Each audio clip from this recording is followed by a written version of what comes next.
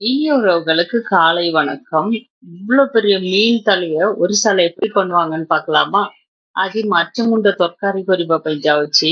ବେଶୀ ବଡ ମୁଣ୍ଡ କେମିତି କରୁଛି ମୋର ଷ୍ଟାଇଲରେ ସେ ତାମିଲନାଡୁରେ ଏ ତରକାରୀ ଏମିତି କରିବ ନାହିଁ ସେଇଟା ପାଇଁ ବେଶୀ ଡିଟେଲ தமிழ்ல କରିବା ପାଇଁ ଯାଉଛି। மீன் தலை வந்து கட்லா இல்லைன்னா ரோகி மீன் வந்து தலை ஒரிசால வந்து அப்படியே முழுசா போட்டு தான் செய்வாங்க. அப்படி செய்யும் போது குழம்பு வந்து இது மசாலா போட்டு தான் நம்ம புளி எல்லாம் போடாம பண்ண போறோம். மஸ்டர்ட் ஆயில் ஆல்ரெடி மீன் தலை வந்து மஞ்சத்தூள் உப்பு போட்டு நான் ஃப்ரை பண்ணி வச்சிருக்கேன். அதை வச்சுதான் ஒரு குழம்பு பண்ண போறோம். அது எப்படி பண்றோம் நம்ம ஒரிசா ஸ்டைல் ரொம்ப சூப்பர்வா இருக்கும் குழம்பு. இன்கேஸ் இங்க தமிழ்நாட்டுல நம்ம மீன் தலை எப்பாவது கிடைச்சதுன்னா இந்த மாதிரி ஒரு வாட்டி செஞ்சு பாருங்க. நான் மஸ்டர்ட் ஆயில் தான் பண்றேன். நான்வெஜ் பண்ணாவே ஒரிசால மேக்ஸிமம் வந்து மஸ்டர்ட் ஆயில்ல தான் பண்ணுவாங்க. அதனால மஸ்டர்ட் ஆயில் நல்லா சூடான உடனே மசாலாலாம் நான் வெங்காயம் ஃபர்ஸ்ட் பேஸ்ட் பண்ணி வச்சிருக்கேன். வெங்காயம் கூட வந்து தக்காளி, கொத்தமல்லி, இஞ்சி பூண்டு வந்து அதை தனியா பேஸ்ட் பண்ணி வச்சிருக்கேன். அந்த மாதிரி குழம்பு பண்ணும்போது ரொம்ப நல்லா இருக்கும். மசாலா குழம்பு அப்படின்னு சொல்லுவாங்க. மீன் தலைக்காக பண்றதால எண்ணெய் நல்லா କାଞ୍ଜିିଡିନ ଆଉ ରସୁଣ ଗ୍ରୀନ ଚିଲି ଏନା ବୋଲ ଚିଚିକି ତେଲରେ ପକେଇବା ପାଇଁ ଦରକାର। ଟିକେ ତେଜପତା ଗୋଟେ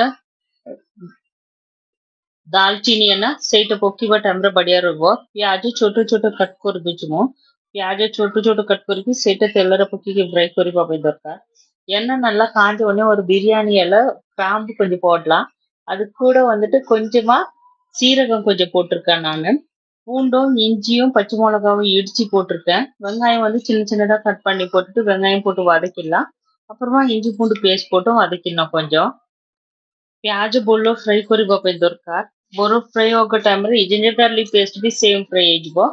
டொமேட்டோ வெங்காயம் வந்து ரொம்ப சின்ன சின்னதா கட் பண்ணி வச்சிருக்கேன்। நல்லா ஃப்ரை ஆனோடனே இஞ்சி பூண்டு பேஸ்ட் போட்டு வதக்கிடலாம்। அது கூட வந்துட்டு தக்காளி கொஞ்சமா வந்துட்டு கொத்தமல்லி தழை இருக்குல்ல அந்த கொத்தமல்லியோடது அந்த தண்டு இருக்கும்ல அதை போட்டு அரைச்சி வச்சிருக்கேன்। அதுவும் தக்காளியும் போட்டுட்டு இது கூட மிக்ஸ் பண்ணிடலாம்। ரொம்ப நல்லா இருக்கும் இந்த மசாலா கொத்தமல்லியோட வாசனை மீன் தலையில வரும்போது நல்லா வதக்கிடலாம்। வதக்கிட்டு ஃபுல்லா கொஞ்சமா உப்பு போட்டுட்டு வதக்குனாவே மசாலா ஃபுல்லா எல்லாம் வதங்கிடும்।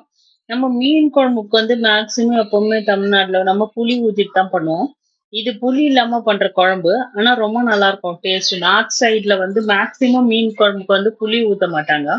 அப்படி புளி ஊத்தாம பண்ற குழம்பு வந்து ஒயிட் கலர் கடுகு போட்டு ஒண்ணு பண்ணுவாங்க। இன்னொன்னு வந்து இந்த மாதிரி மசாலா போட்டு பண்ணுவாங்க। மசாலா போடுறது வந்து டேஸ்ட் இன்னும் நல்லா இருக்கும்। கடுகு போடுறது வந்து கடுகு அரைச்சு ஊத்துறது வந்து அது ஒரிசால வந்து நிறைய அது வந்து ட்ரெடிஷ்னலா செய்யற மாதிரி குழம்பு அது। ஆனா நமக்கு வந்து இன்கேஸ் அந்த கடுகு அரைச்சு ஊத்துறது பிடிக்கலன்னா அங்க மீன் குழம்பு எல்லாமே வந்து ஃப்ரை பண்ணி தான் யூஸ் பண்ணுவாங்க மீன்। நான் அதனால மீன் வந்து ஃப்ரை பண்ணி தான் வச்சிருக்கேன்। மீனோட தலையும் வாலும் வந்து வச்சு இந்த குழம்பு செய்வாங்க। எவ்வளவு பெரிய தலையா இருந்தாலும் அதை அப்படியே போட்டுட்டு ரெண்டா கட் பண்ணிட்டு கொஞ்சமா வறுத்துட்டு அது கூட கொஞ்சமா தனியா பவுடர் போட்டிருக்கேன், ஜீரக பவுடர் கொஞ்சம், மிளகாய் பவுடர் வந்து ஆல்ரெடி நான் கரம் மசாலையிலும் மிளகாத்தூள் போட்டிருப்பேன் அதனால கொஞ்சம் கம்மியா தான் போடுவேன்। கொஞ்சமா காஷ்மீரி சில்லி பவுடர், மஞ்சத்தூள் எல்லாம் போட்டுட்டு நல்லா மிக்ஸ் பண்ணிடணும்। இதுல கரம் மசாலாவும் வந்து யூஸ் பண்ணுவாங்க। ସବୁ ମସଲା ତେଲରେ ପକେଇକି ଭଲ ஃப்ரை କରିବା ପାଇଁ ଦରକାର। எல்லா மசாலாவும் வந்து போட்டுட்டு எண்ணெயில போட்டுட்டு ஃப்ரை பண்ணிடலாம்।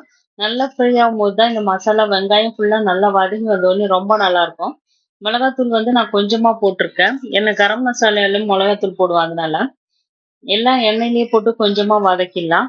வதக்கிட்டு அதுக்கப்புறம் சுடு தண்ணி ஊத்திட்டா இதுல ஒருத்தவங்க வந்து கேபேஜ் போட்டுட்டும் பண்ணுவாங்க। அதுவும் நான் ஆல்ரெடி அப்டேட் பண்ணிருக்கேன்।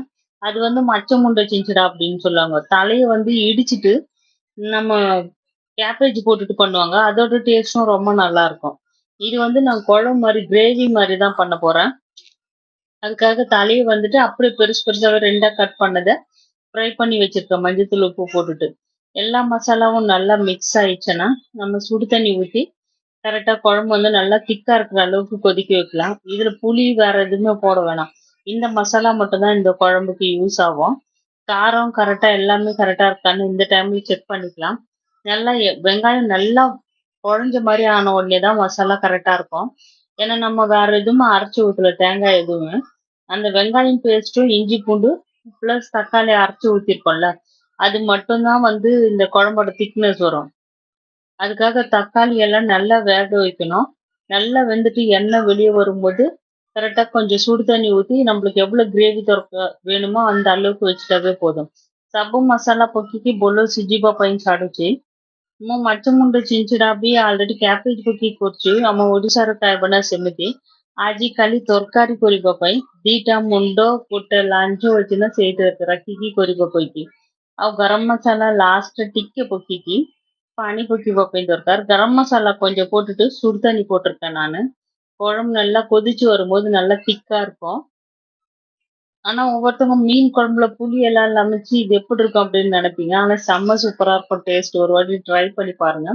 நம்ம நான்வெஜ் சிக்கன் மட்டன் சாப்பிட்ற குழம்பு மாதிரியே தான் இருக்கும். ஆனா மீனோட டேஸ்ட்டும் மிக்ஸ் ஆகி கொஞ்சம் டிஃப்ரெண்டா நல்லா இருக்கும். நான் தண்ணி வந்துட்டு கரெக்டா சுடு தண்ணி எவ்வளவு வேணுமோ அவ்வளவு ஊத்திட்டு நல்லா கொதிக்க வச்சிடுவேன். கொதிக்க வச்சுட்டு அதுக்கப்புறம் மீன் தலை வந்து ஃபுல்லாவே நல்லா வறுத்து வச்சிருக்கேன். அது கிறிஸ்பியா இருக்குன்னா ரொம்ப எண்ணெய் ஊத்தி டீப் ஃப்ரைல 2 பக்கமும் மீன் வறுக்கும்போது நம்ம எப்படி பண்ணுவோமோ அதே மாதிரி வந்து தலையை வந்துட்டு நான் 2 பக்கமும் நல்லா ஃப்ரை பண்ணி வச்சிருக்கேன். அதை போட்டுட்டு குழம்பு நல்லா கொதிக்க விடலாம். ஒருத்தவங்க உருளைக்கிழங்கு இது கூடவே சேர்ப்பாங்க. ஆனா நான் உருளைக்கிழங்கு போடல. இந்த மீன் தலை வந்து போட்டுடலாம். மீன் தலை 2 பக்கமும் ஒரு மீன் தலை தான். அதை 2ஆ கட் பண்ணிருக்காங்க. அந்த மீன் தலை வால் வந்து போட்டுட்டு மீன் குழம்பு அப்படியே அந்த தண்ணியில நல்லா முழுகிட்டு குழம்புல நல்லா கொதிச்சு வர அளவுக்கு ஆயிடும். நல்லா மீன் தலை குழம்பு ரெடி ஆயிடுச்சு. கொஞ்சம் நிறைய கொத்தமல்லி கருவேப்பிலை கட் பண்ணி போட்டுட்டு நல்லா சூடா சாப்பாட்டுல வச்சுன்னு சாப்பிட்டா பெங்காலி ஸ்டைல்ல வந்து மீன் குழம்பு, மீன் தலை குழம்பு. நீங்களும் ஒரிசா ஸ்டைல்ல ட்ரை பண்ணி பாருங்க. ரொம்ப சூப்பரா இருக்கும் சாப்பிட்றதுக்கு. ମାଛ ମୁଣ୍ଡ ତରକାରୀ ନା ମୋର ଷ୍ଟାଇଲରେ ମୁଁ କରିକି ରଖୁଛି। ଆପଣମାନଙ୍କୁ ଭଲ ଲାଗିବ ତ ଲାଇକ୍ କରନ୍ତୁ, କମେଣ୍ଟ କରନ୍ତୁ, ସେୟାର କରନ୍ତୁ, ଆମ ଚ୍ୟାନେଲକୁ ସବସ୍କ୍ରାଇବ କରନ୍ତୁ। மீன் தொல்லை குழம்பு சூப்பரா இருக்கும்।